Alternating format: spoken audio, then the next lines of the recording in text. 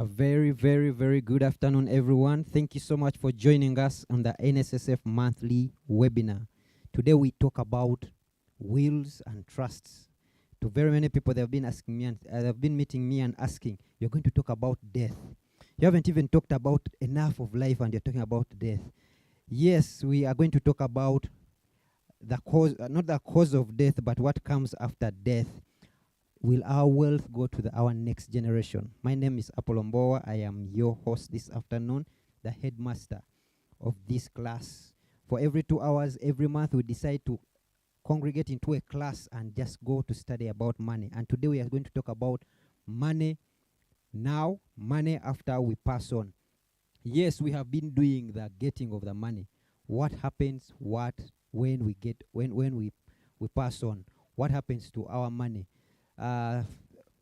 So today we'll have a team of distinguished lawyers. I'm happy that as a headmaster today, my class is full of lawyers. So I think that makes me some sort of, I don't know, chief judge or something like that, somewhere there. But we'll get to that panel. But before we get into that, we always take off a moment, and with this starting today, going forward, we'll always take off a moment to check our health, to check our mental fitness, about money. Yes, we keep talking about money, and maybe sometimes, maybe the reason you're not getting money is because of your health. Maybe the reason you're not getting money, or you're not getting where you are getting, is because of your mental health. Can we talk about that? Because all these are important.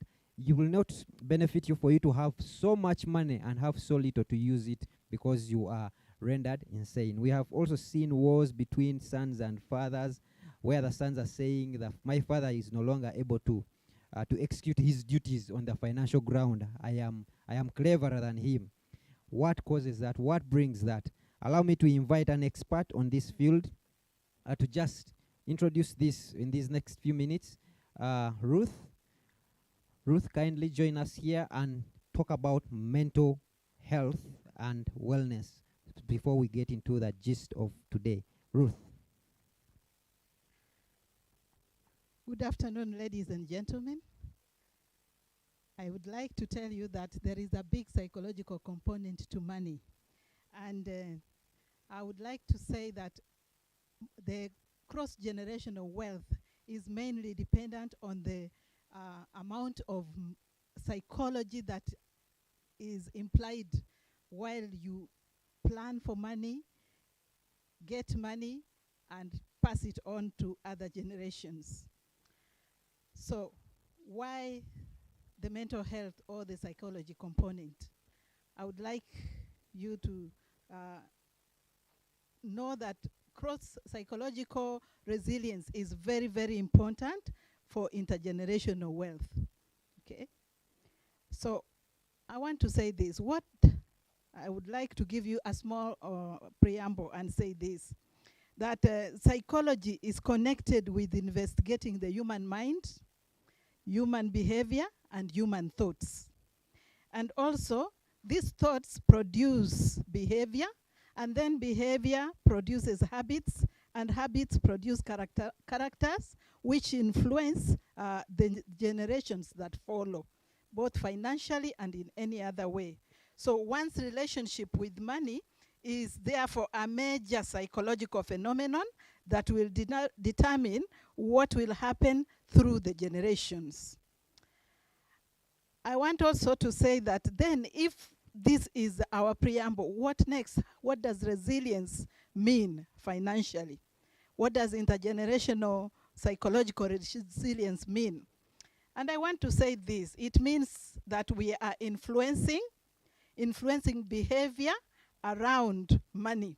This includes differentiating needs from wants, preserving and buying, and also doing a lot of quality things that will help you preserve money for the next generation. Resilience, psychological resilience will also mean that you are going to shape and adapt habits that produce, use, and preserve money. What are some of those habits? Like choosing schools. The last time I checked, most of our schools in Uganda produce very few people that can take in cross-generational money. So who do you expose your children to? What schools do you send them to? What your children do with their downtime? Because many people think that when you have money, they can sit and only cycle around the home and do nothing to do with the businesses that you are doing. Teaching the saving culture among children and even among the young adults. Choice of friends and partners. You know that the people with old money usually marry within themselves. They don't marry people that are weak. They go for people that are in their class, but that is how you influence. It also means that you are inculcating values that mold character, which will preserve wealth through their own integrity, through their own respect for predecessors' hard work, through value of family and willingness to earn, willingness to learn, philanthropy, self-respect, and teamwork. We know that the generations that follow us, if they don't have these values that we pass on to them, they will definitely not even carry on the value of the person that worked hard before them. So think about these things, that the intergenerational world means influencing, it means inculcating, it means teaching behavior that will help the coming generation to keep the money going. Without this psychological component, then the money will not cross over to the next generation. Thank you very much.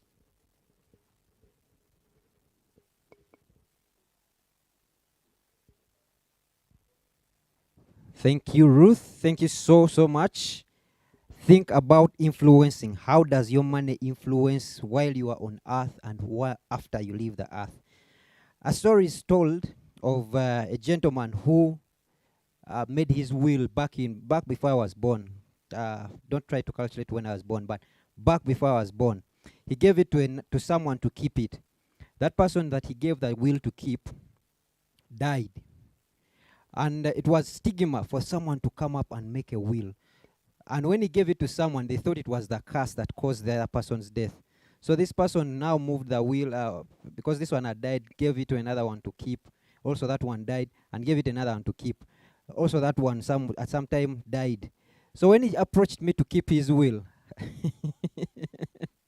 I started thinking twice. But the funny thing is, while the other people were dying, and they didn't have wills, the person who had the will did not die. The will not kill you. Most people think when you make a will, then you're already seeing your grave. The will not kill you. It is you having control. But I'm not the expert at that. Allow me to just introduce this, then I'll leave it to the expert. Exactly why do they make there's even a good majority there that are thinking that wills is another way, it's another source how these guys are making money, the lawyers. You know the lawyers, they have created so many, a language to just take money out of us. But as Shadrach comes to my slides, let's have the first poll. We want to understand who is with us, who is viewing with us, who is present for this class. Are you male? Are you female? If the back office team, please, if you may, please launch that poll. We need to understand: are you male? Are you female? We need to between 31 and 40, between 41 and 50, or above 50. I would want to know this information so that we articulate whatever we are going to discuss here to you. It is relevant that we know this information. So in 3, 4, 2, 5, 1. Let's close that and let's see the results. Who do we have here? Males. We don't have anyone below 20 so far. We have about 21% between 20 and 30. The people you are going to be speaking to. But before we do that, if Shadrach could share those slides. Intergenerational wealth transfer. As financial literacy, we are interested in this topic. As NSSF, we are interested in this topic. Why? Because I'll share with you my experience. My first week at NSSF, I sit where I see customers coming. So my first week, as I was seated on my desk trying to get hold of, understand the environment, I see women get up and start fighting with each other. So for me, it was a shock. I stood up and I wanted to intervene. Then my fellow staff, who was a bit older in the fund, said, first relax. This one we have every day. Just go and call security, and we give them a good space. Then because they beating up themselves is a usual thing. People come and fight for the benefits of their deceased of the deceased members because someone did not plan for this.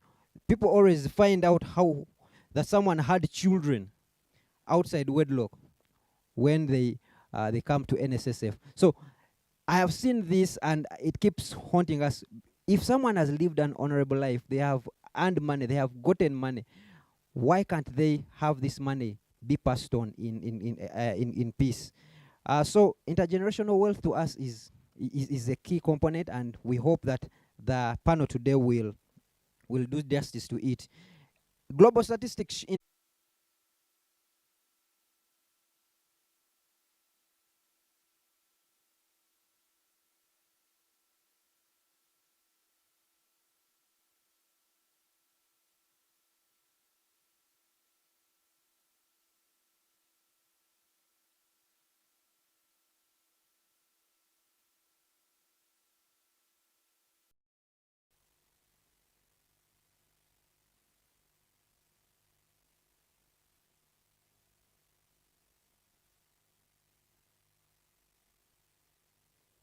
Yes, thank you so much. We are back on air and live.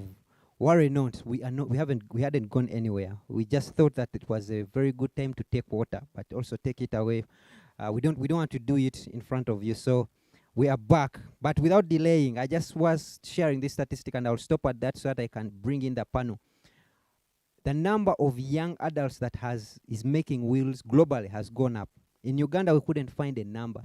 We found that people between 20 and 30 have increased by 63% of those making wills than before. I think it was because of the pandemic, and now the people start seeing that death is not looking only for the old ones. Sometimes people do hesitate to talk about these things because you think, like the story I told you, even myself, when I was given to keep this will, I started thinking, now I am going to die. I'm the next one to die. But I have come to know that because I've kept this will for the last 4 years, and I have not died. I have not died, and I don't think if I'm to die, it will be that will. So we need to understand, if the back office team is kind enough to give us that second poll as we get into the panel, we need to understand if the people we are speaking to, who are 47% women and 53% men, do you have wills? We need to understand this, because now we'll start scheduling our conversation. The back office team, kindly help me put up that poll question. We need to understand, of the people in here, how many of you have wills? How many of you do not have wills? So, 2 questions. Do you desire to pass on your wealth to the next generation? We need to understand, is it actually in your, we might be talking about this, but your desire is not actually to move this wealth to the next generation. So, do you desire to move your wealth, pass on your wealth to the next generation? The answer is yes, I desire. No, I do not desire. Or 3, I do not know if I desire. Kindly pick out one of those. And the second question is, do you have a will? Yes or no? Let's fill out this and share these answers in the next 5 seconds.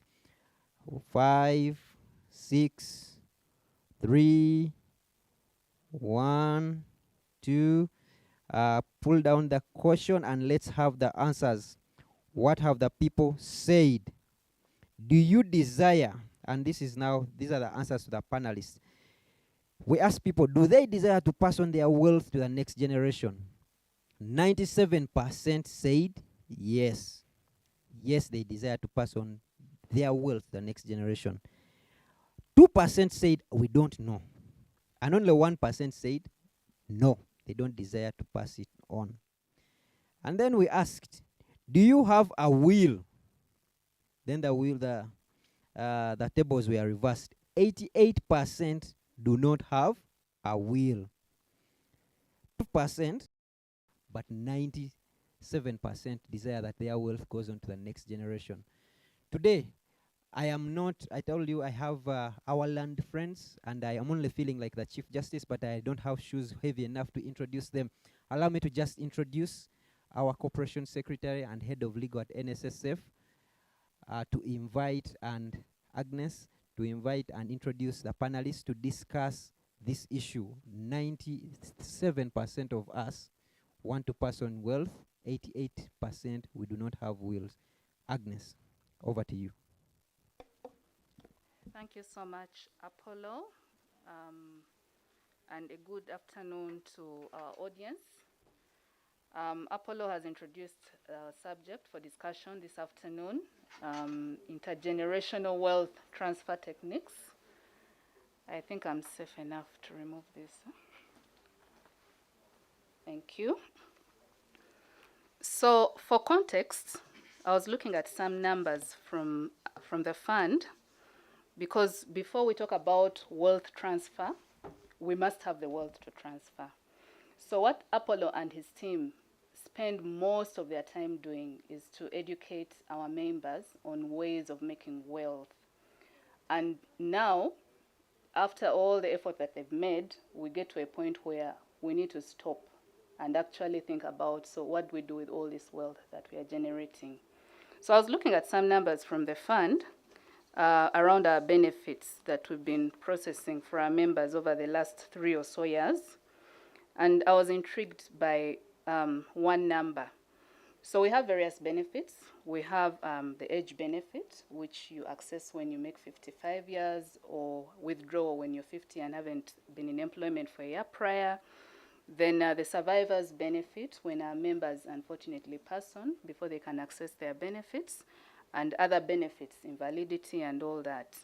So the numbers intriguing. So I noticed that just about on average 2% of the benefits paid by the fund are paid out as survivors benefit, just about 2%. Then age benefit, which is, I've already explained, averages around 30, 35 thereabouts, and then the other benefits around 60. So on the whole, we have about 98% of the benefits released by the fund actually being accessed by our members while they are alive. So to the point that Apollo made, when we talk about wealth transfer and the thought of death, and it's kind of a somber, thought, it should not be. From a fund perspective, what we are trying to do is to empower our members to make the wealth, to preserve it, and hopefully sustainably to be able to pass it on to the next generation. And again, from our poll question, 97% of you have said yes, you would like to pass on your wealth to the next generation. So from a fund perspective, the money is out with our members and will continue to be out with our members. Can we work with this money, grow it, preserve it, and sustain it to be able to pass it on to the next generation? So the purpose of our discussion today is two-pronged. One, for us to agree that yes, we do need to have these discussions, sensitize our members on the need to preserve your wealth to be able to pass it on. And then secondly, to learn how, the tools. Apollo kept emphasizing the will, the will, the will. So there's the other side, what happens when there is no will. And so to facilitate this discussion, I'm very privileged to introduce two gentlemen, very distinguished and seasoned in their practice areas, who will touch both aspects of the discussion and related areas. So allow me to introduce Mr. Moses Segawa, my colleague, land brother. He's a partner with Sebalu and Dule Advocates. He heads the employment and pension sector practice area, Welcome, Moses. Thank you, Agnes, and good afternoon, ladies and gentlemen. Thank you, Moses. And in a very, very special way, not that yours wasn't special, Moses. So in a very special way, I wish to welcome and introduce Mr. Charles Kasibayo, the Administrator General of the Republic of Uganda. You're most welcome, Charles. It's a pleasure to have you here. And good afternoon, the audience. Yes, so we are in the best hands when it comes to this subject.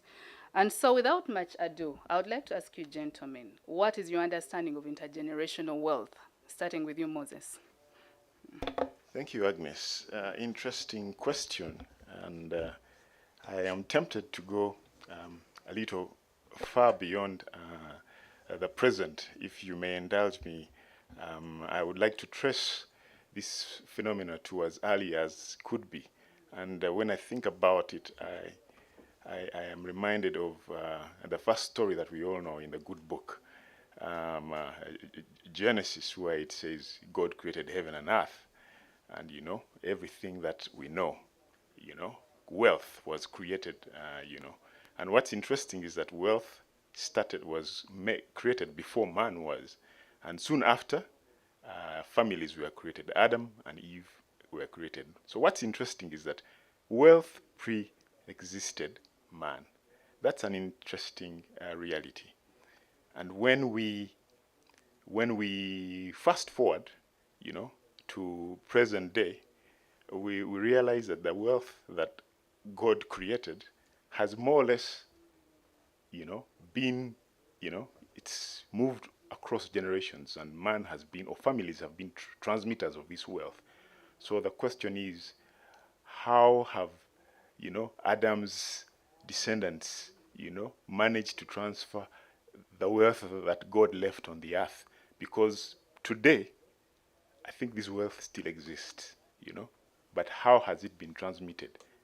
And which people monopolize it and which don't?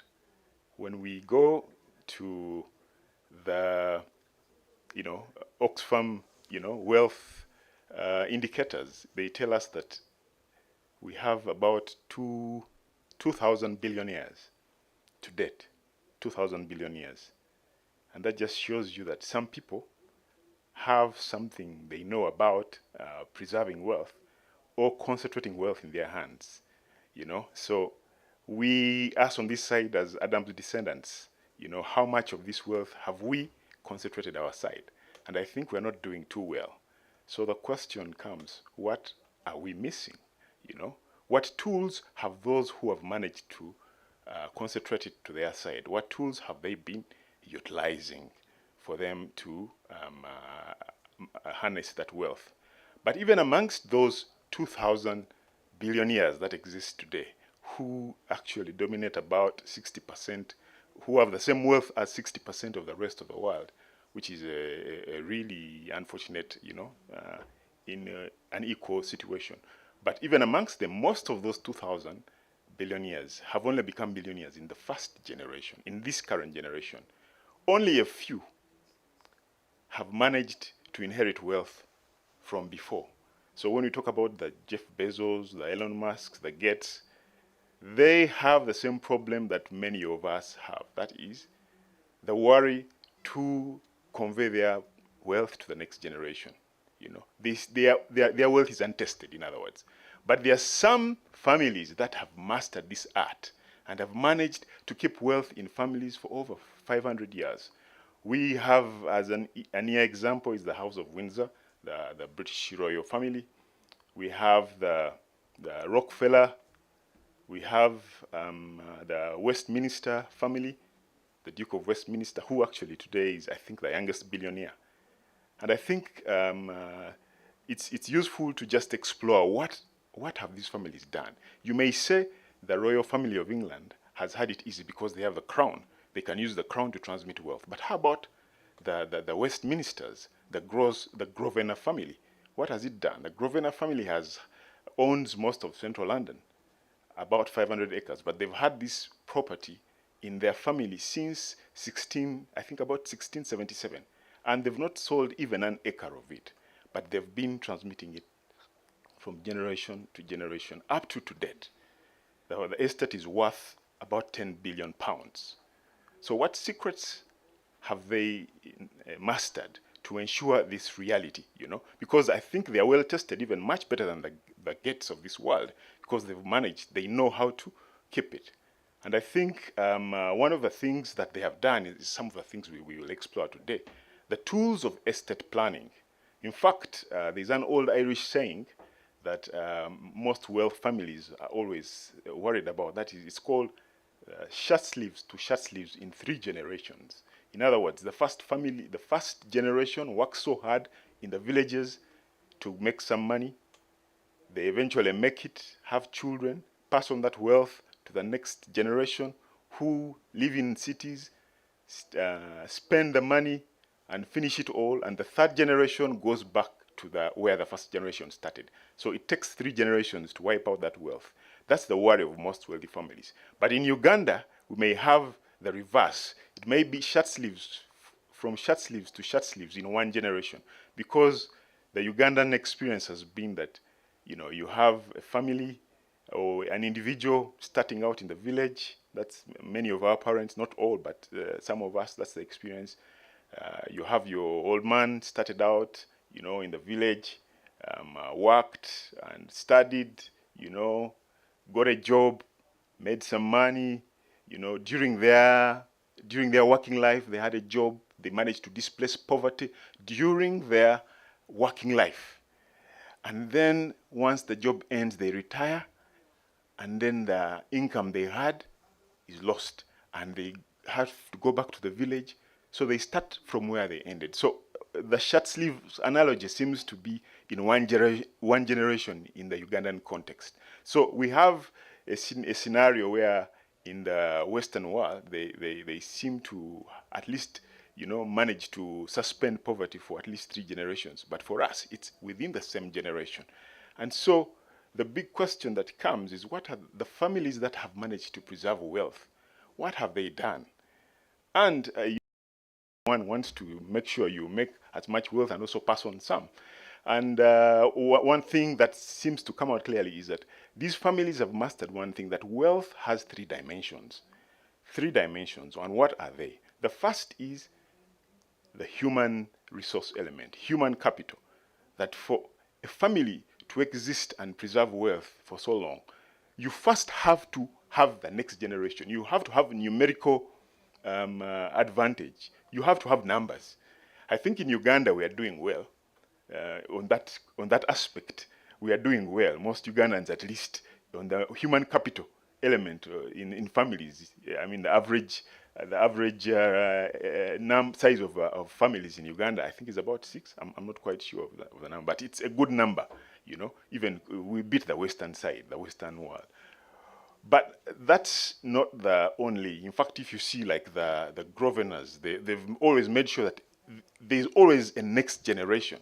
So that's important to know that human capital. But the second element is the intellectual capital of the family.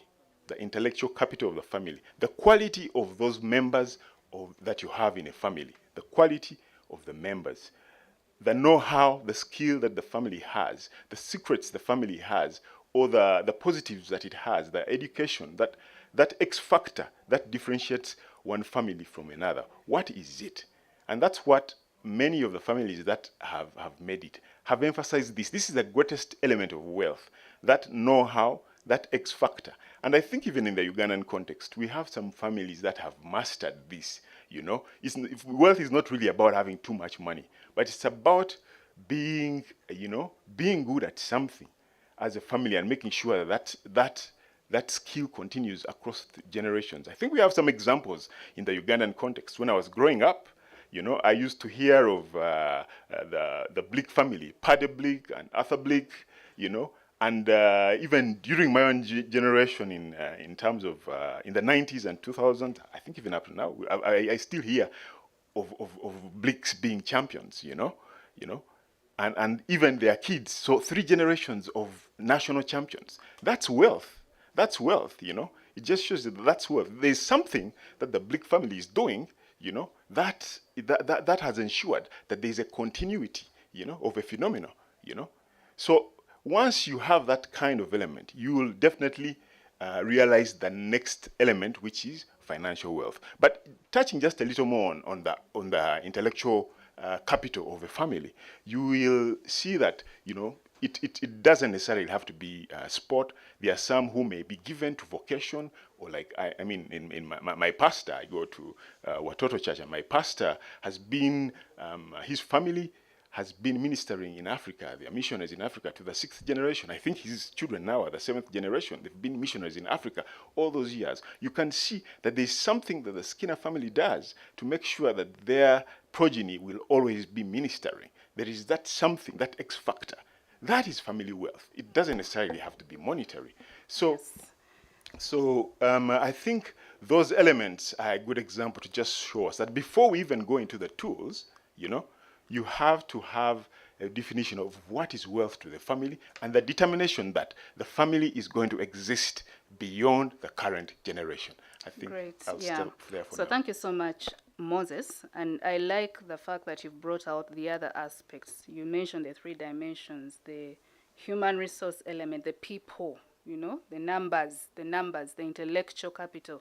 Because most times when we talk about wealth, we are thinking the money, the assets, the property. So that was a very, very perfect brief on the subject. Thank you very much.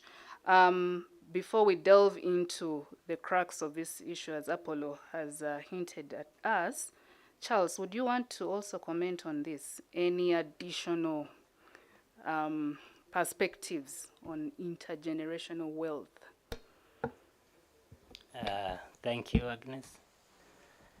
Maybe my additional to it, I think Moses has ably handled it, is that intergenerational wealth transfer is a component of the big topic of inheritance.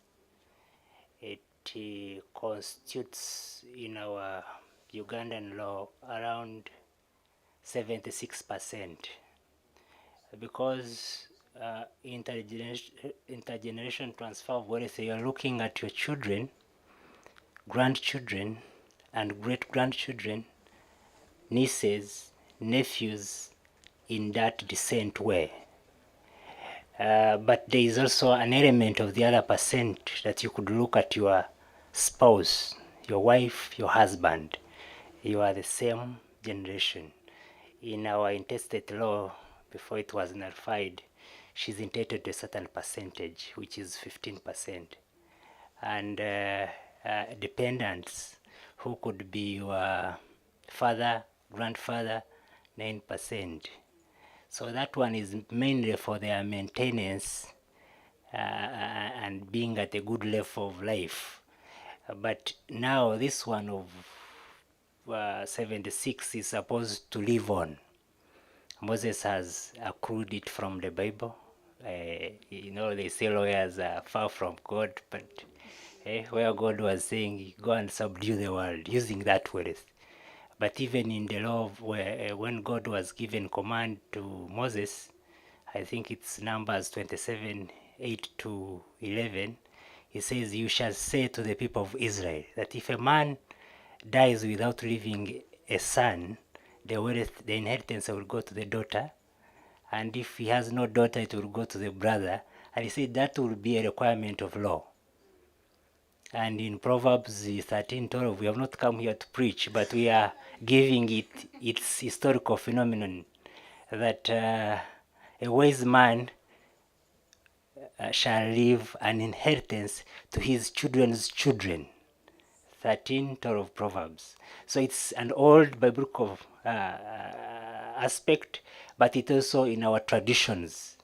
In our traditions in Uganda and in the entire country, each system had norms and customs that defined the transfer, the transmission of property from one generation to another.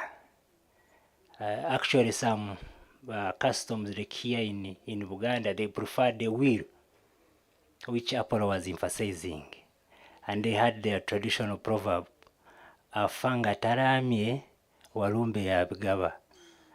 literally meaning that if you don't make a will, you leave your assets at the discretion and the fight of the devil. So it's an historical aspect that each traditions here in Uganda, even during the colonial times, had their own norms of transmitting this wealth. So it's not starting. It's only Uganda, for example, that had a law of 1912 succession to land in Uganda in 1912, which went on up to 1966. And the customs, of course, were extended by the statutory instrument by Benaisa then until decree number 22 of 1972, when the Succession Act began to apply to all of us. So even before the legislation, there were internal processes under which people would transmit property from one generation to another. In Toro, for example, if a person died, the property would vest in the heir, and it would be the discretion of the heir to determine who to give. So this is by even common law, it is by law, it is by the Bible that the property must move. So my understanding of intergenerational wealth transfer is in regard to those aspects. Thank you. Thank you so much. Charles, I had prepared Proverbs 13:22 for my conclusion. A good man leaves an inheritance for his children's children. It's biblical, like you said, it's culture. So yes, we must have these discussions. Perhaps just a quick one. Moses, you mentioned a couple of names from the Western world, and I was very excited when you now brought it back home. So very good examples. You talked about the Blake family. I think for me, very recently, when the late BM came, may he so rest in peace, passed on, I was excited to read that his children talk about how he had prepared, for the... So those are very encouraging stories from here home. The late Mulwana, again, may he so rest in peace. Many of us know people who have prepared, and on the face of it, we can say, yes, good job done. But we also know people who seemingly on the face of it are well put together, and then suddenly they pass on and the chaos that follows is unbelievable. So a question to you, when is the time to start planning for this transfer? And now we get into the gist of the discussion. How do we do this? What are the tools that we should be using to do this? So I'll start with you, Moses. Thank you very much, Agnes.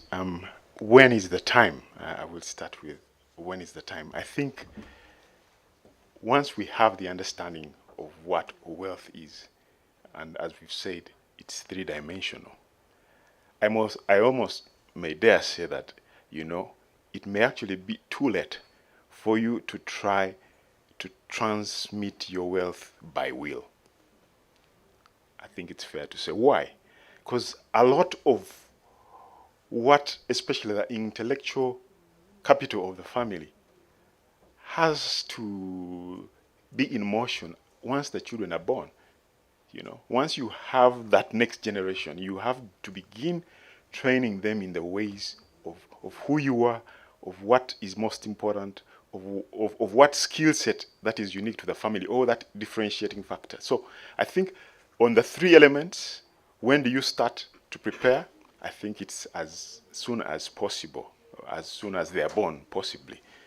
But of course, from the monetary, the financial, to start arrangements for the financial assets or the financial capital of the family, of course, it's as soon as you acquire them.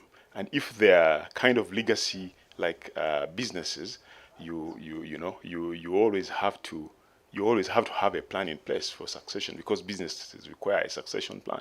So it is now. I think, to answer your question, it is now. Yes, it's a question for the present. Great. So now I would like us to get into the discussion, which Apollo has been able to explain to our audience, and the reason he kept talking about the lawyers in the room. So now we are going to talk a bit of the legal aspects, but of course our audience is not necessarily an audience comprised of lawyers. So we would like to break this down in simple terms. Charles already talked about in the preference is to have a will. Therefore, there is the other option where there is no will. So let us talk about the will. What is a will? How does one prepare a will? What makes a will valid? And all the related issues. And Moses, I would like you to focus on that.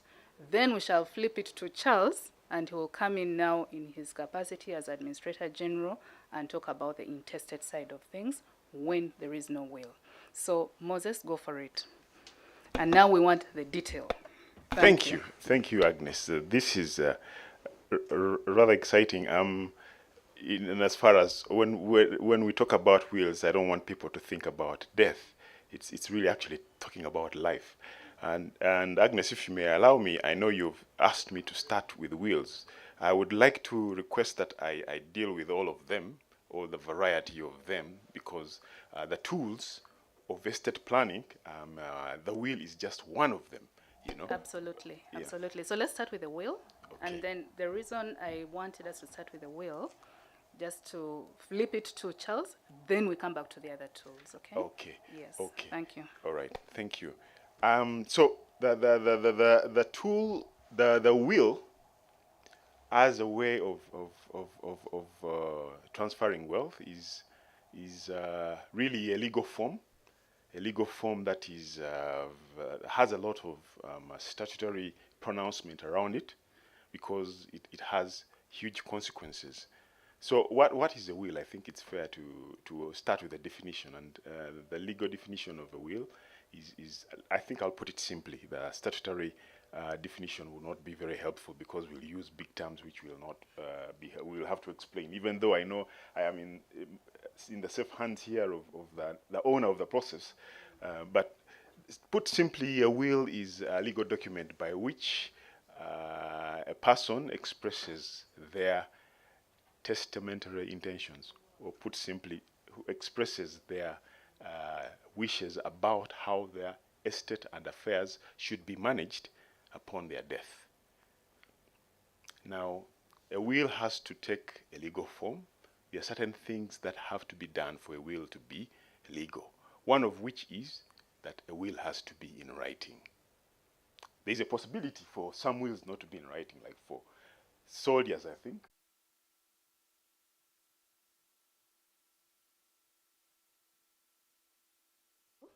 And now I think let's have the will and also all the test arrangements under the testate, when one has made arrangements before. We need to break this down for the audience. Then we shall hand over to Mr. Kasibayo. So please continue with your submission, Chair.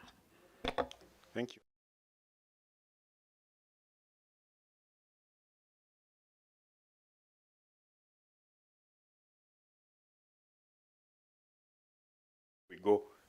Before we go into it being written, we must address the issue of the person making it must have testamentary capacity, or put simply, must be of age and must be of sound mind. And of age means? And of 18? age, yes, 18 Yes, years old. above. 18 years old. Yes, so once you have that capacity, then you can write a will. You can write a will, and the will, has to be in writing. There are some exceptions for those who can make oral wills, but that's, I think the Administrator General will explain that one. The other element is that it must be signed. It must be signed by the testator, or the testator has to put their mark. If it's a thumbprint, they have to put their thumbprint, or they can have someone sign it on their behalf in the presence of two witnesses. The next element that needs to be in place for the will to be valid is that it has to have two witnesses, or that the person who makes the will has to sign it in the presence of two witnesses, and those witnesses have to sign in the presence of the testator. It works with both ways. So the law is quite strict, and we have had cases where if that test is not met, you may find that you do not have a valid will. In fact, I will quickly just point out one of the most prominent wills. The irony of is by a man known as Alfred Nobel. I'm sure Mr. Kasibayo can tell you more about Alfred Nobel, but every year we all see the Nobel Prize being won. But Nobel must have won a prize of the worst will ever made. Why? Because a year before he died, Mr. Nobel hated lawyers. He was a genius who invented many things, had many patents, made a lot of money. When he decided to die, or when he was going to die, he wrote his will personally. And in his will, he said that the proceeds of his estate shall be invested by his trustees, and the interest every year shall be given out in form of 5 prizes to people who add to our knowledge in physics, in literature, in peace, etc., etc. And every year since then, that's what has been happening. But the will was not valid, and the will not be implemented. And as a result, the estate lost time and over $1 million in legal disputes before the courts and the governments in Scandinavia decided that, all right, let's have Nobel have his way after his death, you know. So you don't want to be a Nobel. Do a will the right way. Go and see lawyers, even though you don't like them. You have to go and see lawyers. Okay, so thanks. Let's pause a little bit on that, because it's a very important issue we're discussing. So you've answered the question, which before I asked it, do you need a lawyer? So you said you don't need lawyers, but it's recommended to have lawyers, right? Absolutely. Because of those complications that could arise later. So I would like to ask Charles, just to comment on the submission by Moses, any other add-ons to the will as a tool of transfer of wealth?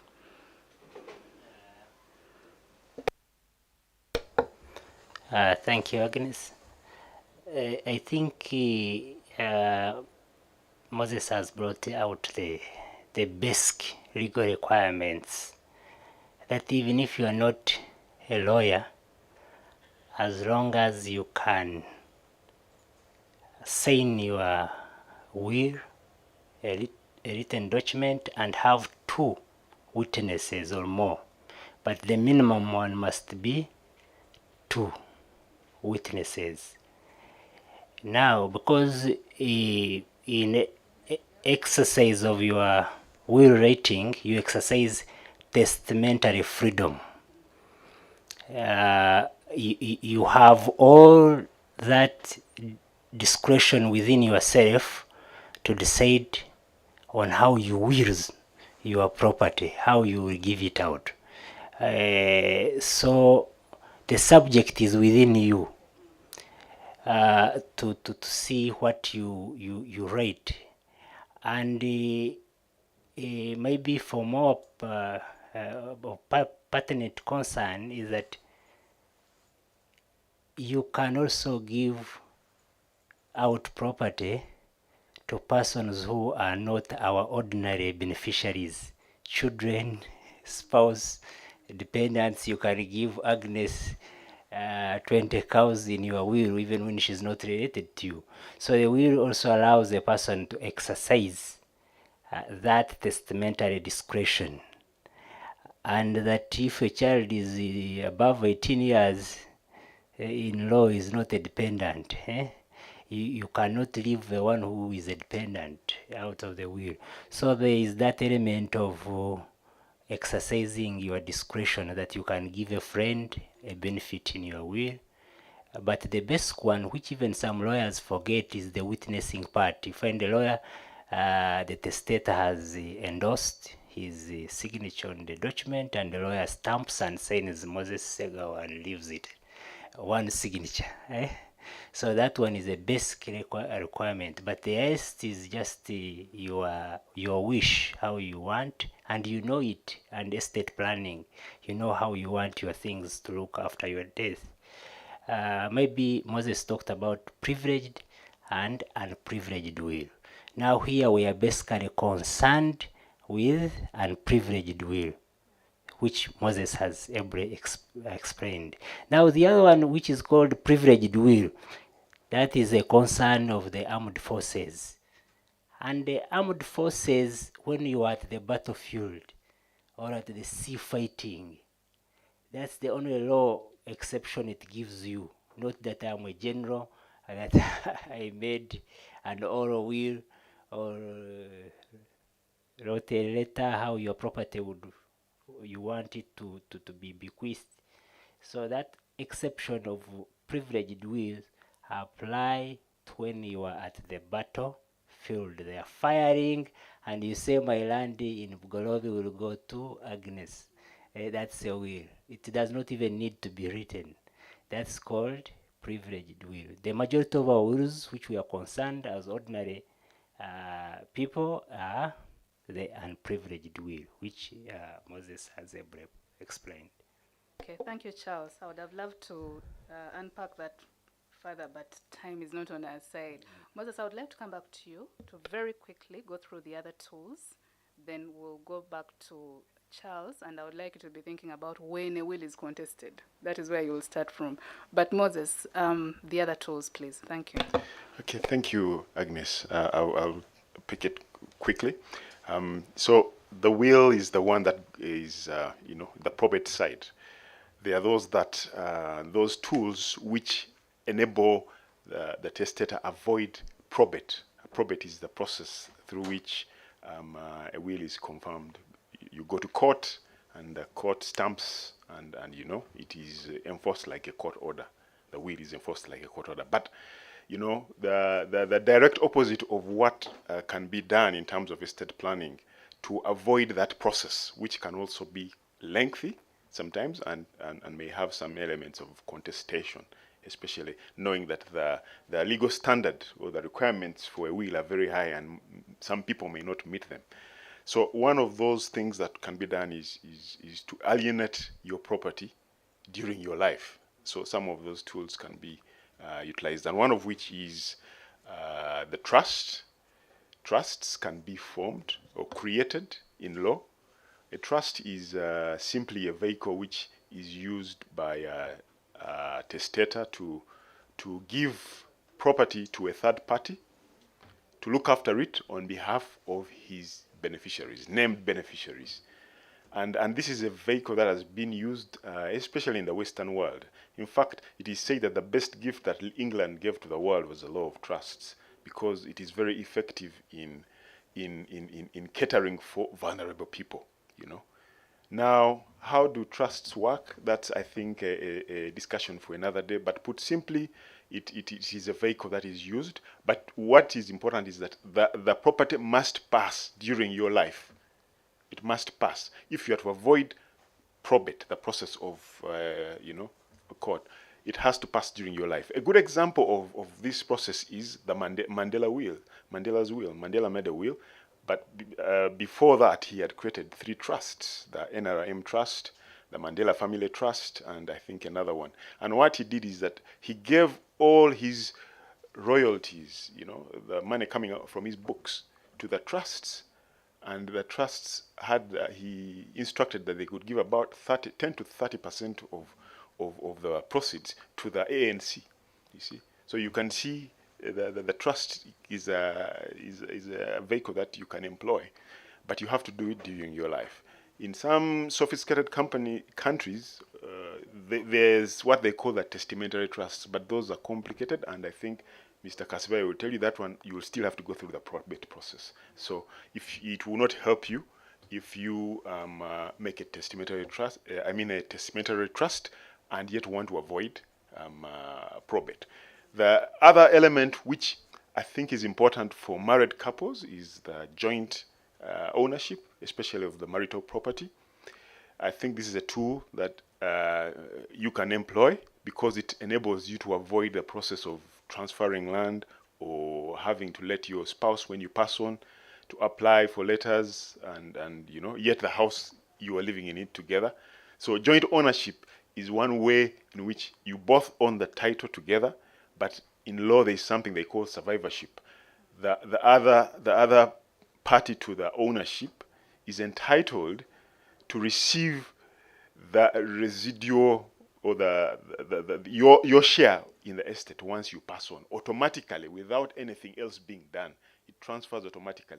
I think that's a perfect tool to use if you and your spouse understand each other. You're not scared that she or he will divorce you at some point.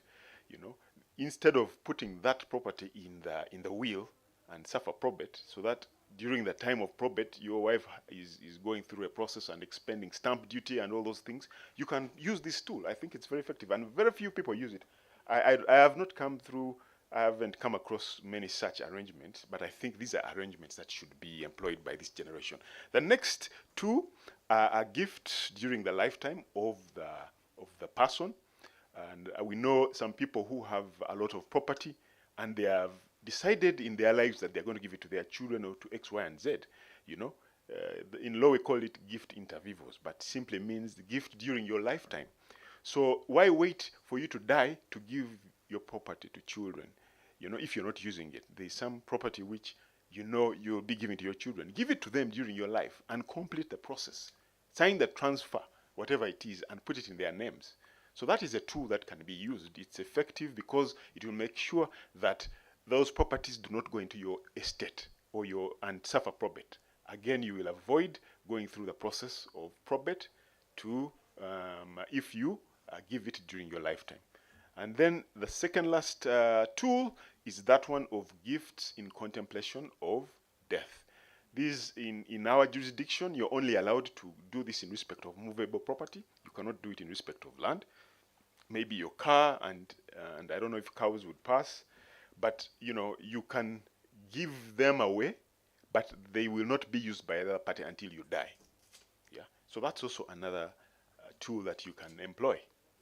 Lastly, nominations. For those of you who have pensions, life insurance policies, or you can choose to structure some of your wealth, a portion of your wealth, by buying life policies with your children or beneficiaries as nominees. In doing that, you will have alienated that property from yourself and from your estate. And once you die, that property or those policies will not constitute part of your estate. They will go straight to the person named as a nominee. That includes even retirement funds, pension funds. You know, you are required to sign a nomination form. Once you do that, that retirement money will not go to your estate. It will go straight to the person named in the nomination form. So I think for now, that's what I can share. Thank you so much, Moses. So you've gone through a number of tools, and you expressed surprise at why some of them are not being used. It's purely lack of knowledge. So that is why we are having sessions such as this. And like you rightly said, joint ownership, very easy one. Yeah, gifts, very easy one.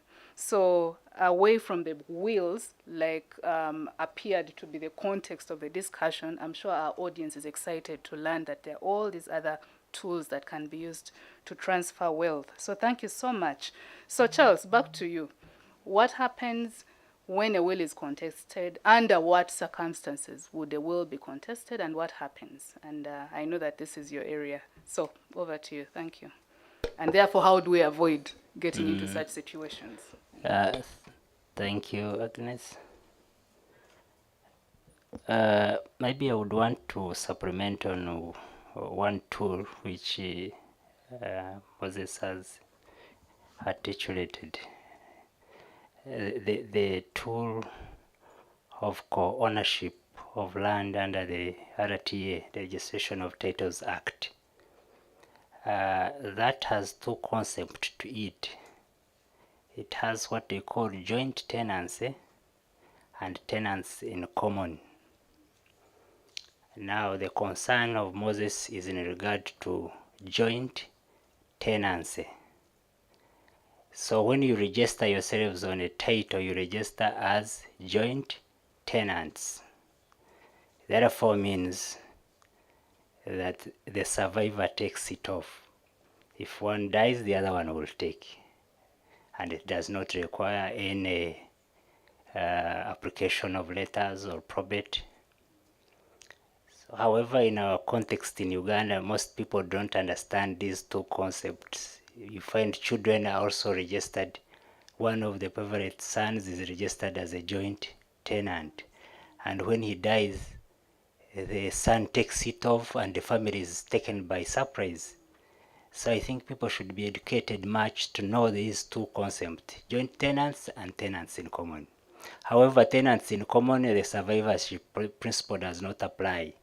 It's either equal or how you have defined your shares, 70-30.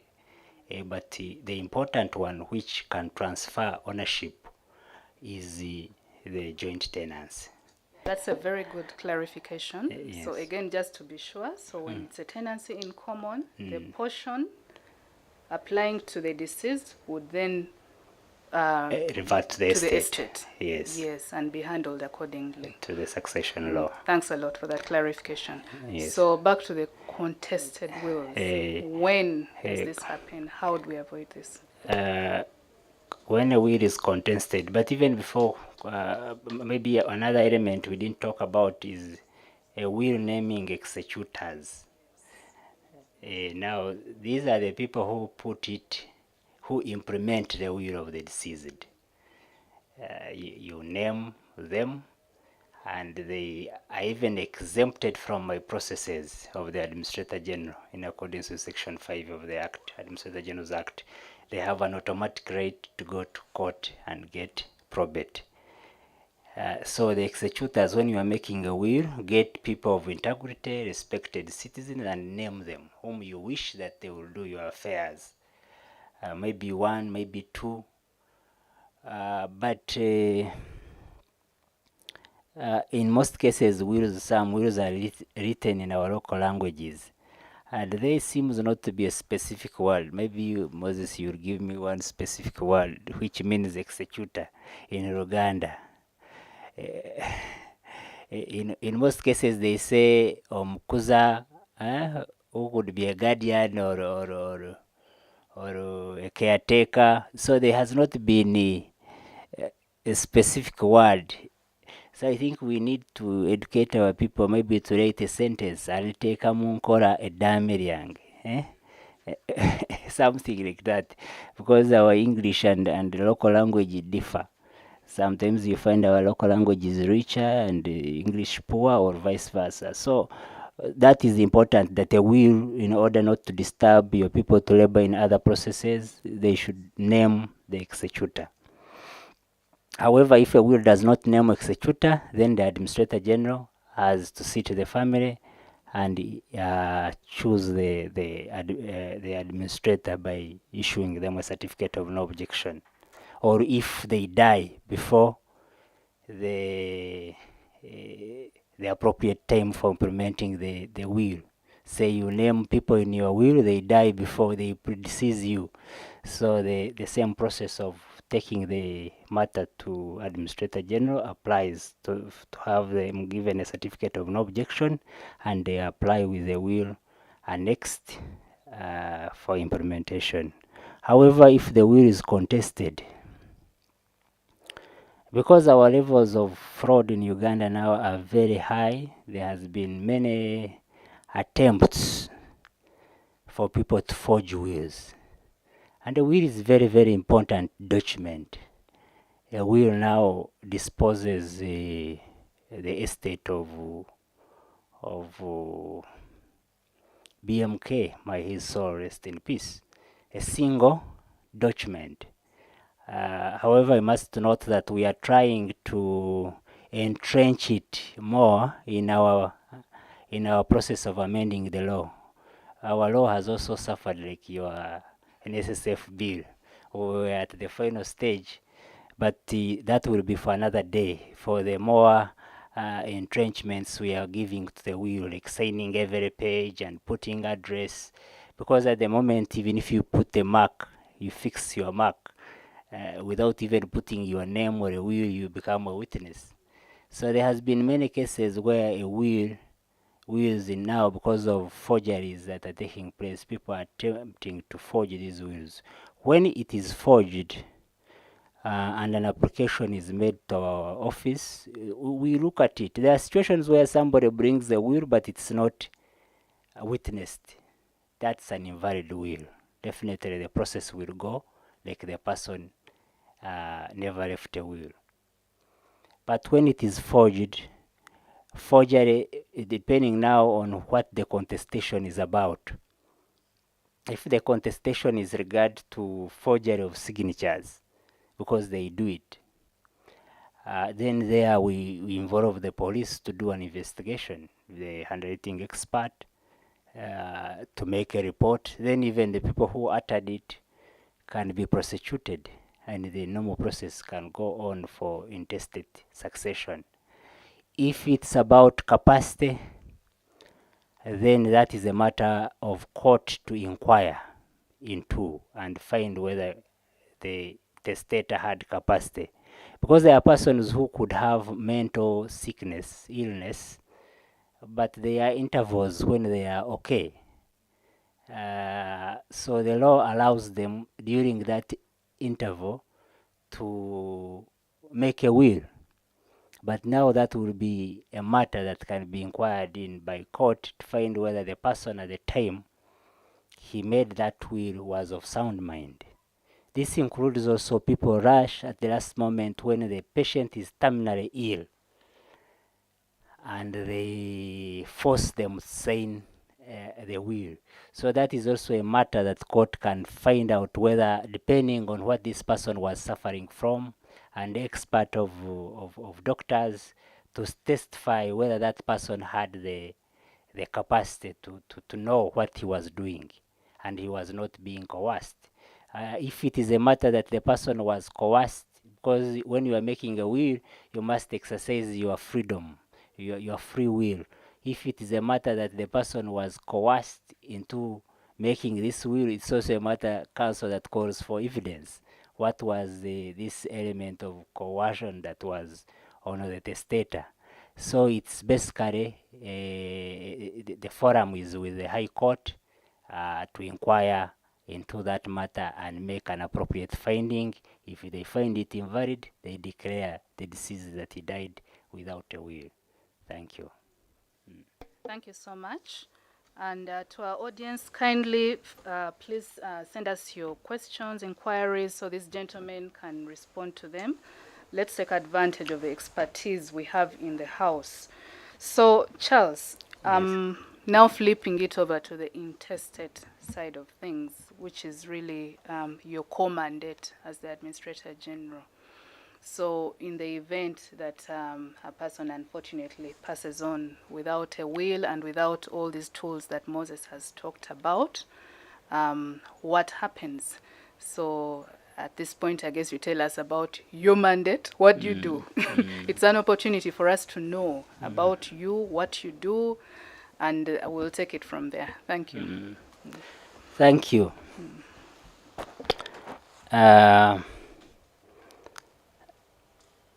The statistics that were taken at the commencement of this forum was that 88% of our listeners have not made wills.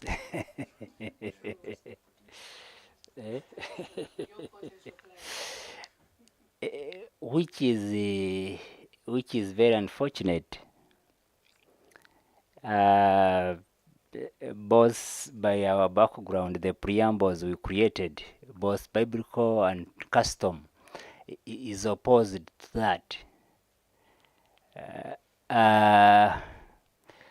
And maybe now that the Succession Amendment Bill 2021 has not been saved, we might introduce something to it from the developed world. Now, in the developed world, when you die without leaving a will, or when you have not transmitted your property to the next generation through the tools which Moses put. By the way, another tool is a company where you allot second shares to your grandchild in a company during your lifetime.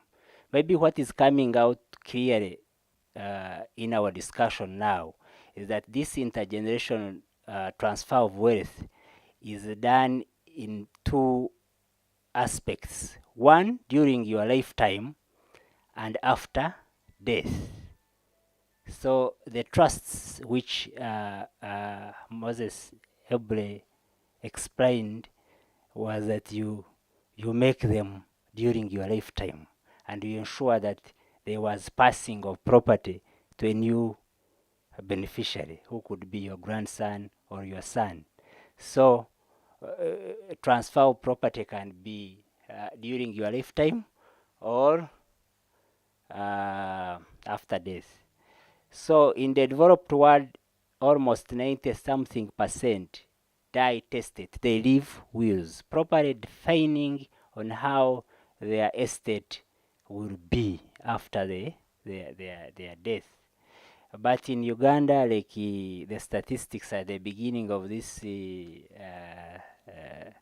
forum indicated that 88% have not made wills. And from the reading of Apollo, you would find that we have slightly old audience from 35 something. There were no minors, at least there is nobody below 20, but they have not made a will. Maybe in the further preamble to it is that the law of inheritance in Uganda in 2007 had a heading. I came with my book, Male Intestate Succession.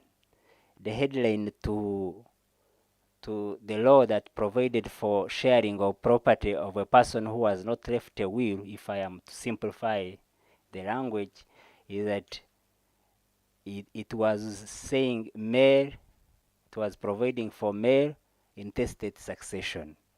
So our mothers, our sisters, our daughters were aggrieved in 2006 because that law had percentages that if you die without leaving a will,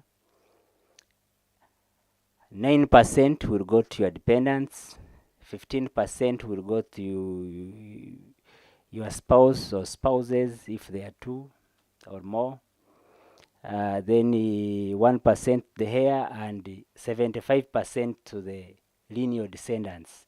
Lineal descendants, these are direct children of the deceased. And of course, if one of your child had died but had children, those grandchildren of the deceased also come and take the shares of their direct deceased parents under lineal descent. But now our sisters took this matter in the case of law for advocacy and law for women in Uganda versus Attorney General, and under Constitutional Petition number 6 of 2006, and the Constitutional Court found that law unconstitutional and nullified it because of that term male. However, in our practice, as the Office of Administrator General would apply it even where it is a female intestate. But the matter was decided that this was unconstitutional, and it took a long time to have this law amended because of the sensitivity of the subject matter. Our sisters were saying no, even in the private members bill, which we managed to pull to around 20, were saying now a spouse should inherit 50%, from 15 to 50%. And we were saying no, that is the developed world where the child per person in for example in America is 2 per person. Here in Uganda, Moses put it 6 per person. So if you say that you give 50% to a surviving spouse, what about these many children? And the people who are below 30 around 70 something percent. So it's a big population. And even that 50%, if you take it, if you are a lady, for example, if you are a widow, and you get a new husband, it means that the new husband would partake 25% of your former husband's estate. So there was a lot of haggling. However, we had managed to harmonize our 2 bills. Now, Cabinet had passed the law, but as the executive, we had a concern on 2 clauses. But now those 2 clauses have caused us the entire bill. So we might have to quickly, we hope the Speaker will also fast track the succession bill, to have some of the concerns of will and others. And so at the moment, there is no law of intestate in Uganda. What we do, because children were benefiting 75%, they take the same share, we convince them, and then we see what a widow can take, including reserving the matrimonial home for the minor children and the widow or a widower. Because the law does not only look at women as some people want to look, it looks at both. So Agnes, when a person now dies, the law requires, without a will, must report to the Administrator General in accordance with Section 4 of the Administrator General's Act. He takes a record of property. And by the way, before you report, the law does not authorize you to do actions without the approval of our office. If you do so, you commit an offense called intermediating, which we have entrenched now to a punishment of 10 years imprisonment. And the Administrator General's Act luckily has been passed and has been assented to. So it is from there that we sit the family. We have agents in the whole country who are the chief administrative officers, town clerks, because we want to get the people we have properly verified. So our system is that when we report and we want to choose the person for issuance of a certificate of no objection, if you are from Rukunjiri, we rate the chief administrative officer of Rukunjiri, who delegates to the sub-county chief. And we expect that the sub-county chief somehow should know that LOC or ask the LOC 3 chairperson about the family of so and so. They sit the family in their home and give us an authentic report from which we consider our certificate of no objection to the applicants to go to court and get letters of administration. They still have a challenge because Section 27, which provided for the percentages, was nullified. What they do again is say all children are equal, you are taking equal shares, they reserve the principal holding, and which is a matrimonial home, and for children who are young and their mother or their father, for that matter, and the process of inheritance that takes place like that. Thank you. Thank you so much, Charles. So we've looked at both sides, tested and intestate. We'll take a brief pause here, but before we do, I need to congratulate the ladies who really made a case for the amendments, which we hope eventually will be passed. So yeah, congratulations, ladies. It was very unfair. Of course, there are historical factors, but thankfully, those are being corrected. So Apollo will carry out a small exercise with our audience, and then we shall resume and take some questions from the audience. Thank you. Over to you, Apollo. Thank you, Agnes. Thank you, our land friends. Just some correction in here. Just to give the public, Agnes is our corporation secretary, but in here, Apollo is the headmaster. Sir, yes, yes, you remember that one. Thank you so much, Agnes, and the panel for what you're doing. Yes, there are questions coming in, and I've forwarded them to Agnes. People have been asking about templates of a will. We have a template here that Attorney General was the Administrator General was kind enough to provide. We are going to put this on a place where you can find it, but you will also avail. You can find this also at the Administrator General's office. There are copies here, so you can actually just fill out and your will is done. Everything in one page, depending on how much you have. A few of you need full scraps, others they just need one page and it is done.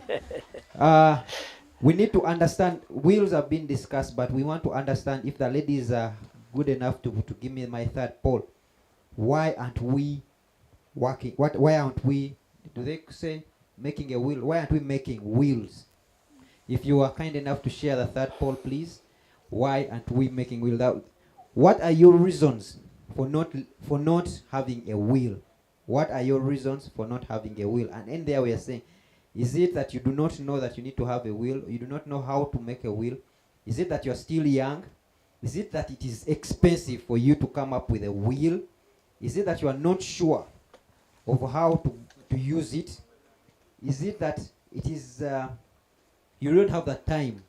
Or is it that you do not have that much to put in the will? What are your reasons for not putting? Or any other, you can just give us any other. Because 88% of us do not have wills. What are your reasons? Kindly provide us with what are your reasons why you do not have a will. As we await that, I'm asking this, this following the discussion, I've had some more revelations. Willing, when you, you talked about a will, you can actually will your property as you want. Are there any other guidelines that you do not need to follow? Or I can simply say, like some of you who can be out there and you say, I will give all my property to Apple. Would that be legitimate? You can have 7 children, but you decide to pick a friend who's faithful like Apple, and you say, I'm leaving my property to Apple. Is that, will it pass? Kindly, I just need to know that so that I can contact my friends. Let's have the answers to that poll. Please end the poll question and let's have this answer. Why aren't people leaving wills? 41% say they do not know how to make a will. 10% say they are still young. 3% are saying it's expensive. Then another, about, let me just get here. I think I'm in the age where I need to also have a will because my site. There is another 5% that is saying they are not sure how to use a will. And 6% say they do not have time to make a will. 33% say they do not. This is a multiple question, so someone will give like 2 reasons. Another 33% are saying that they do not have much to put in the will. Agnes, that is the audience speaking. Kindly take it on from there. Thank you so much. The majority of our respondents say they don't know how to make a will. I'm hopeful and confident that by the end of this session, that particular concern will be addressed. The concerns about I do not have what to put in the will, I think that is exactly why Mr. Headmaster Sir, Apple, I hope you heard that, is endeavoring with his team. And there are other stakeholders across the nation who have purposed to educate us about ways of earning income and varied ways of earning wealth. So God willing, even that will be addressed. So I think so far we are actually responding to the concerns of our audience. So thank you so much, gentlemen. Apollo left you with a question, and I would like to build on that. So I have a question. Is there any limit on the will? Like, how much can I transfer to any dependent? So Apollo said, can he, since it's discretional for the wills, could one choose to, using their discretion, determine who to pass their wealth to, excluding their family, for example? So I think that's a question you both need to respond to. It's discretional. Are there limits? Can limits apply with discretion? Over to you, Moses, first. I wanted to leave it for the owner, but I will just touch because he already touched it. Charles touched it in when he mentioned the concept of testamentary freedom, the liberty to do as you please with your property. Simply are that your dependents have the right to challenge if they are not catered for. They can go through a process. What is interesting, though, is that its dependents are not necessarily children. And there may be a debate around what if you have dependents who are 50-year-olds or people who are able-bodied, but they still feel entitled, yet, they are not necessarily underage children. But I would like to leave the Administrator General to give the final word on that. Thanks, Charles. It was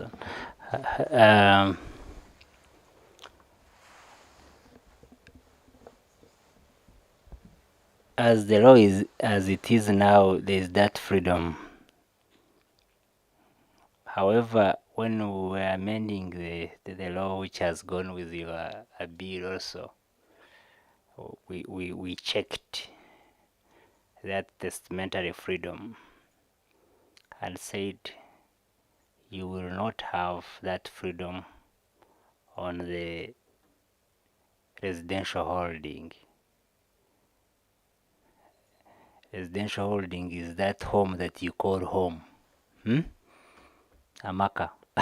Eh? That home, it depends. You may have it here in Kampala or you may have it in the village. What you call your home. But still, even in the current law, because that's not yet law, is that yes, you have the freedom, but you cannot leave your minor children out of the will, because those ones are you are solely responsible for their welfare and maintenance. 2, you can't leave your dependents, because there is a provision in the Succession Acts which allows them even to petition court to enforce maintenance orders. So those minor children and your wife or your husband, is it true, Agnes? You can't leave them out, and you must leave that home, because there are some decisions of court which have also come up, the Namond case and others, on that matrimonial property. That home is you co-own it. I don't see why you should want to dispose it in a will. Where do you want her or he to go? There are decisions of court which have said that which we want to expressly provide in law, but you shouldn't attach that home. So the other properties, as you exercise your discretion, if a child is 25 years old, is an adult, is gainfully employed, you educated him, you don't have a legal duty forcing you at the moment to say you must leave them property. However, in our prudence, people usually explain, I'm not leaving property to so and so because of ABCD. But the principle must be that your children, your wife, because one of the reasons that invalidates a will is marriage.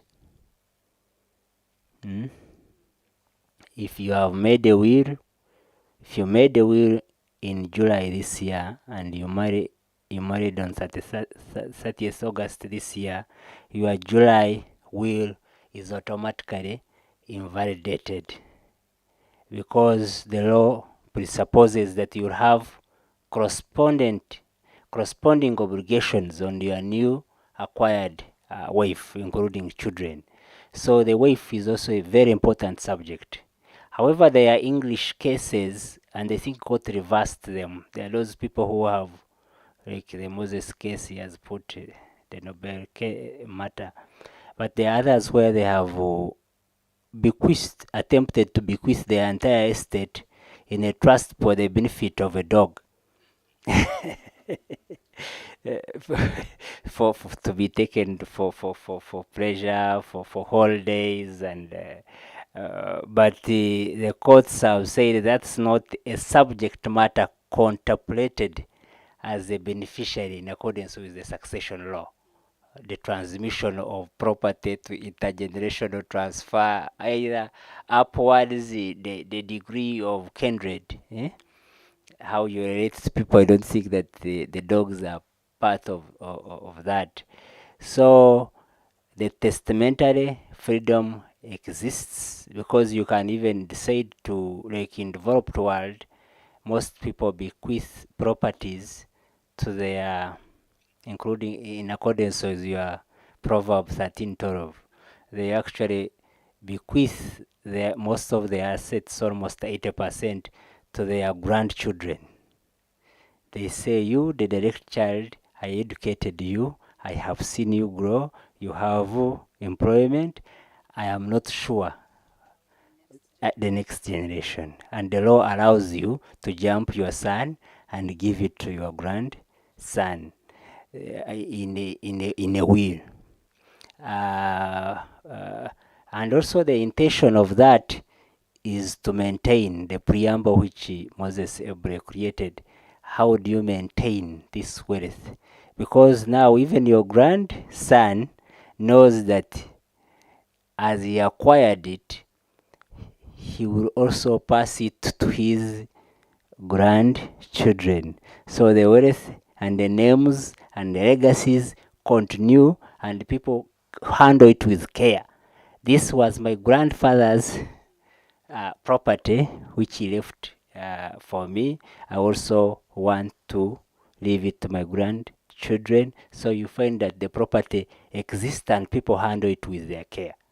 But of course, in the developed world, the child by 18 or 20 is somehow independent, unlike here, where we look at an average age of 25 after university. So that freedom must be exercised within those contexts. Thank you. Thank you very much. So yes, you have the discretion, but it's got to be exercised responsibly, taking care mainly of the dependents and those for whom one is directly responsible. So I have a question here around married couples. Can a married couple have a joint will? Who will take that? Moses, you seem to be ready to go. I was ready to switch off my mic. Oh, really? Go for it. Charles will come in. And you asked the question interestingly, because I actually had a client, a couple, who they were English, and they decided to take a vacation to, to around the world, and during the vacation they wanted to make a will, not joint, but and the whole effort failed because they couldn't agree on who takes if the other passed on. But anyway, in respect of a joint will, I think it's possible under common law. I'm not quite sure whether our law envisages it. I would like to throw that one Back to to the big Administrator man. General.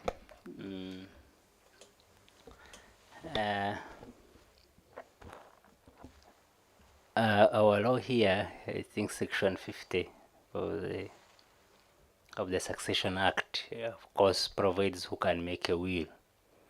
But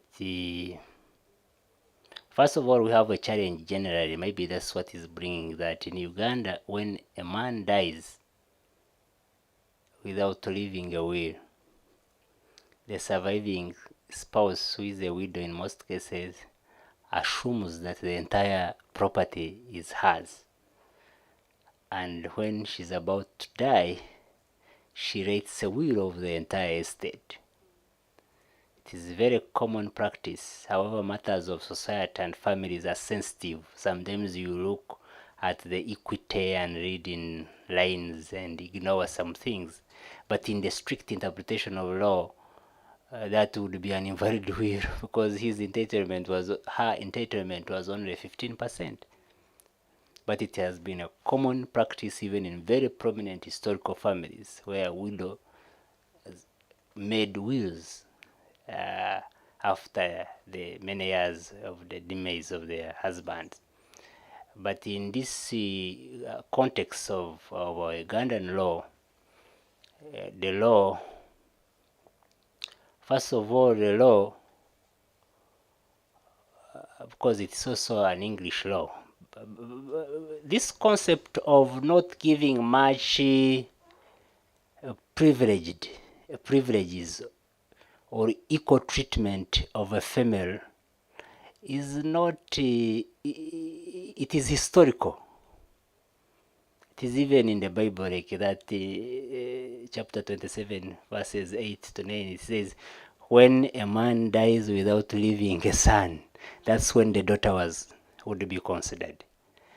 And even in society here in Uganda, I've handled all the inheritance from 1966. You'll find a lady taking 2 goats, 2 acres.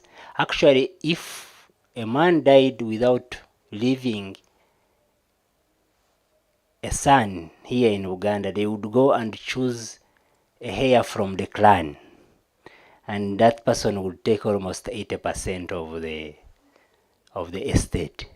And now those are the current contestations now. The children from the lineage of the daughters who are direct are contesting how did the other man outside the clan take 460 acres of land as against my mother who was a direct daughter, 20%. So even this law, which we are amending now, although it was not applying to us until 72, which is of 1906, the Succession Act. That's why it had provisions like a male intestate succession. So this law had a background of male preference. So even that Succession Act, you see, it says, it has in section 50, it says a wife can also make a will on her own identified properties. It is giving it as exceptional that she can also make a will. I'm Agnes Gainley, employed.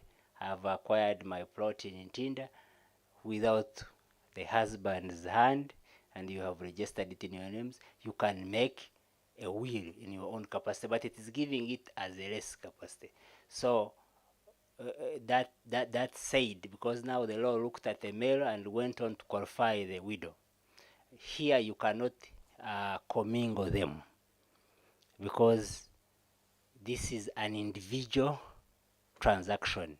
So there cannot be a will authored by 2 people at the same time. The will must be an individual document by a person called a testator and witnessed by 2 attesting witnesses. So the conclusion of this matter is that the law recognizes an individual, a person, to make a will. So the widow can, in her own capacity, also make her individual will.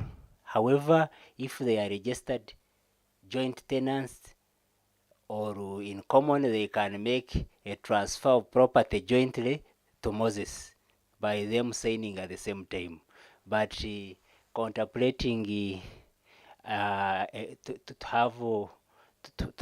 have them enter into a single document as co-testators would be illegal, and the law would have a lot of policy on it. When do you know who dies? What if one dies and another one dies after 20 years? Do you wait to pass those properties after 20 years? There are many other underlying reasonings. Thank you. Wow.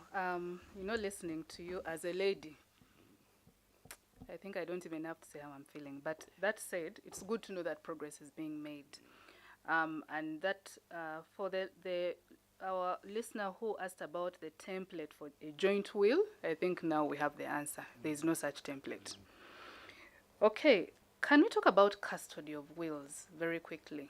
What is your advice and guidance on custody of wills? Thank you.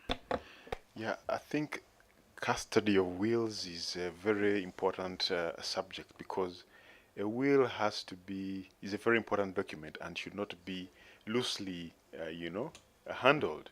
If it gets into the wrong hands, it can create instability in the family. You may have, disowned someone or given them less or more, and they, begin to misbehave. So the contents of a will must remain confidential, private. So you have to think about where you're going to keep the will. And some of the places that are good places to consider are your bank, your bankers. I think most banks have the custody section where they handle documents, or they can keep safe keeping boxes. Your lawyer. I think everyone expected that I would mention lawyers first, but no. You can keep it with your lawyer. Yeah. Sometimes you may choose not to use a lawyer, but you can keep it with a lawyer. That's also an option if you're scared about the expense. The other could be, I think, even with your church, with your reverend or priest, and or with an elder, someone who is who is well known to know about your affairs. Because the point is, once you're dead, the fact that you made the will needs to come out. So you may keep it too safe, and no will is ever found. That will also not be helpful. In the US, they have a law that if you fail to reveal that a will exists, it's an offense. I'm not sure that we have the same offense in our law. Concealment. A concealment of a will, yes. So yes, that's the position really. You need to give it to someone who will be there to come to your family and say, here it is. Okay, thank you so much. And I'm glad you mentioned the latter category, church, elder, because not everyone can afford to access a bank or a lawyer for that matter. So that was a very comprehensive response. Now, our audience, we have so many questions from you. Unfortunately, we are not able to respond to them right now. What I suggest is that I'm confident that Apollo and team will ensure that we get back to you with responses. So thank you so much for your participation. We've come to the end of our time. But I want to squeeze in just one. Charles, a question to do with the Muslims. Someone asked, most Muslims prefer to administer their estate through the Sharia law. What is your take on that? Just in 1 minute. Thank you. Thank you. If you are a Muslim and you want to administer your estate, or you want your affairs of estate after you have gone to meet your Allah to be handled in accordance with the Sharia law, make a will. You might not specifically say that my things will be handled in accordance with the Sharia. The Sharia law gives 2 shares to a male and 1 share to a female. So you can actually say, I've given 2 plots to Moses. Moses is also a Muslim now. Yeah. and Medina or something, 1 plot, and you go on the exercise of your discretion, but that is permissible. However, Muslims wanted in our succession law to be excluded, but the only challenge is that this is not yet operationalized by act here for implementation, but the Sharia law, and you cannot leave them without regulating their affairs under the succession laws of Uganda. But you can, through a will, implement the contents of the Sharia law in accordance with your testamentary freedom by going particular to those properties, or you can appoint. So what is important is for people who want to apply the Sharia law should make wills. Yes. Thank you so much, Charles. There's been a lot of information. There's still a lot to share. Unfortunately, time is against us. I would like to request you, gentlemen, to just in 1 minute give your closing remarks. What would you like our audience to take away from this discussion? Thank you so much. Moses first, then Charles. Okay, thank you, Agnes, and listeners, and Apollo for this session. But my closing remarks are that, as we have said, wealth has 3 dimensions. Focus on all the dimensions, not only on the financial, and explore all the tools available for estate planning, because there's been so much focus on the will, but not everyone or not all your estate necessitates a will. Consider if you're married, joint ownership with survivorship. If you have a huge portfolio, a diversified portfolio with real estate, with insurance policies, you know. Give some away if you intend to give to your children, you know. Utilize all, because it's not a one-size-fits-all. It cannot all be by will. The important thing, have a will, but for what should you apply the will to, and what should you give away during your life, and what should you put away through insurance policy. So basically, I think those are my last words. Thank you Use the so variety much. of Thank you so much, Moses. Charles, your last remarks. Thank you, Agnes. I think what is imminently clear here is that people have not given an effort to try to make wills, and yet we are now in a very difficult society of many fraudsters, of many thieves, of many family members who want to encroach on the property of the deceased. So it is important that we have noted that we shall give more time to educating the public on how to make a will legally. And I want to make an offer that every last Friday of a month, if we shall give an opportunity to 20 people in our boardroom at Georgian House, 3rd floor, to come and be guided on how to make a will, and we shall give you books, templates, and guide you. And also the Administrator General, who also doubles as a public trustee, can be another reference where you can deposit your will to the public trustee. Actually, I think we need to make multiple wills, like 3.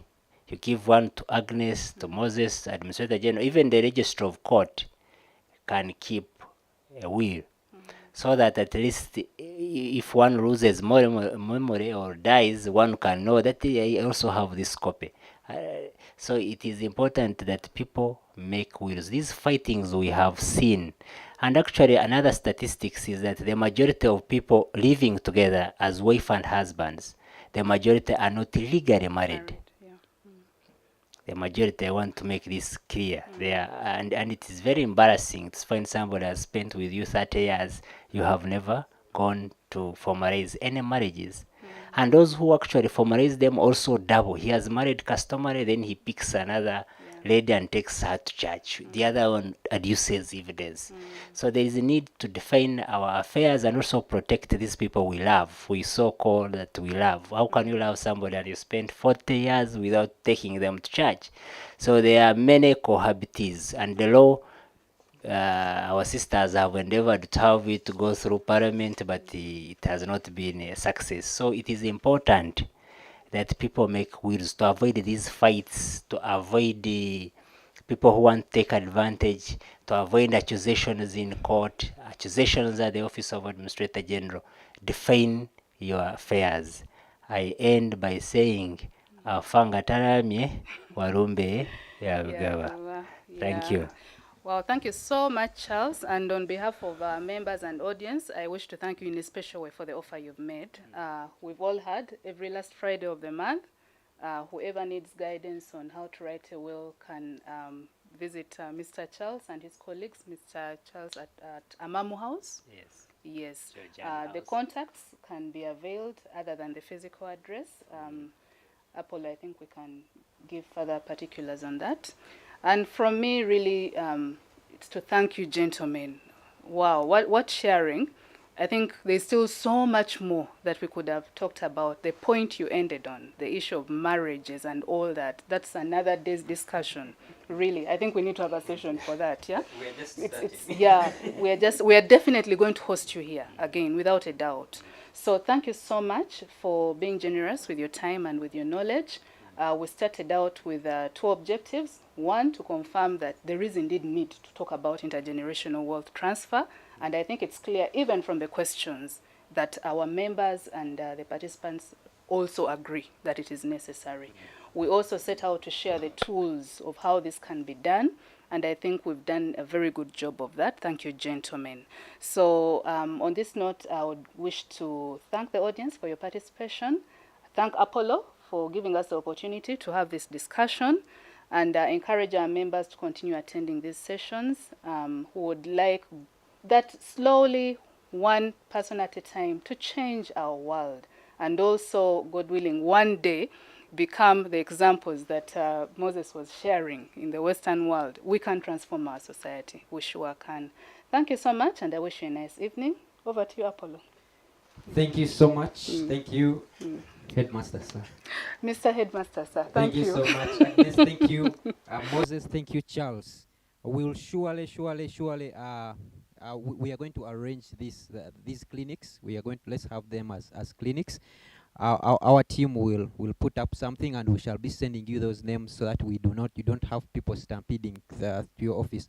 So on our end, we are going to arrange that, and we shall send out a link there where you can register. Then we'll schedule you, and you'll know when to go, and also have provide a few specifics of why you want to go there, so that they provide relevant information and resource to receive you.